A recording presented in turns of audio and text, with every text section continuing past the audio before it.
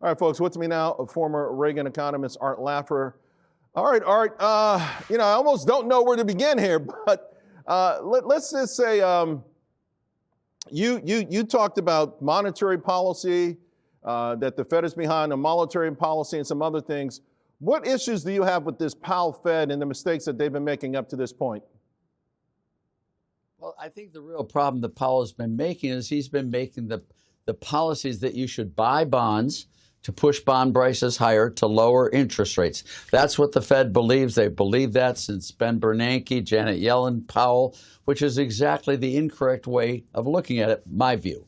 What I think you should do is sell bonds, contract the balance sheet of the Fed, and in that way you will bring inflation down, which will bring interest rates down. This is the classic conflict between supply-side economists, price rule people, and Keynesian economists who are quantity in this situation. So when Warsh comes in, you're going to see Warsh being able to bring long interest rates down quite substantially by controlling the Fed balance sheet. And Powell is just the opposite. That's why we had all that inflation under Biden. It was because he allowed the balance sheet of the Fed to go from a little bit less than $1 trillion to what was it? It almost hit $9.3 trillion. No wonder we had a lot of inflation.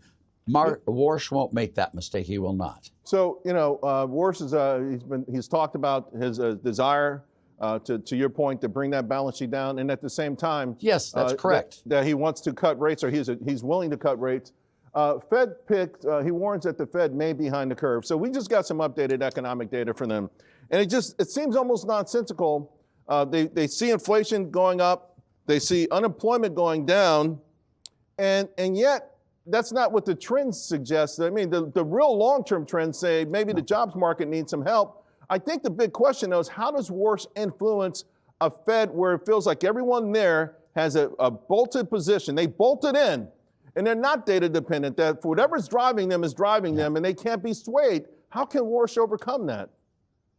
Well, very easily. That's exactly what Paul Volcker faced when he came in as Fed chairman. He had a very dissident board members, and it took him probably 6 months, 8 months, a year before he was able to coordinate and get that board together to really put in the price rule. And you saw what happened to interest rates. When we took office on January 20th, 1981, the prime interest rate in this country of ours was 21.5%, Charles. And within 6 years, it was down to 3.5% or 4%. I mean, that's what he did. When you look at these things like oil, when Reagan came in and decontrolled oil, the price peaked somewhere around, in current dollar terms, about $135. It then went down to about $40. So, it took some time. It took, again, 3 or 4 years. But all of these same forces, all of these same policies are being put in today. And I am not worried about the jobs numbers. We have a very strong dollar in the foreign exchanges. The price of gold, I think, has tipped over and is coming down, which is very bullish for inflation. And I think you're going to see long-term interest rates, which are the interest rates you really want to see drop.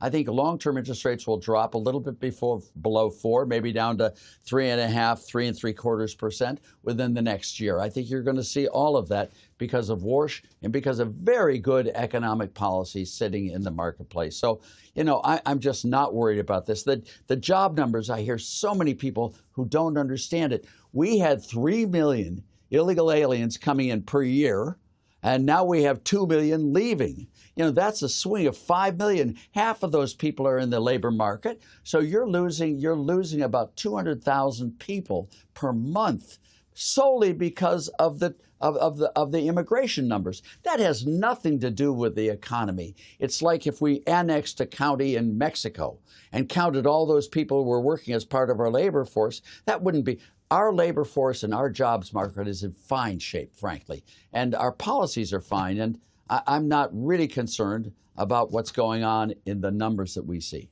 Art, there's two things every time I see you and talk to you, man. I learn something, and I always feel better. Thank you very much, Art. The great Art Laffer. Thank you very much, Charles. It's really fun being with you. Thanks. I miss you, man. Talk to you again soon.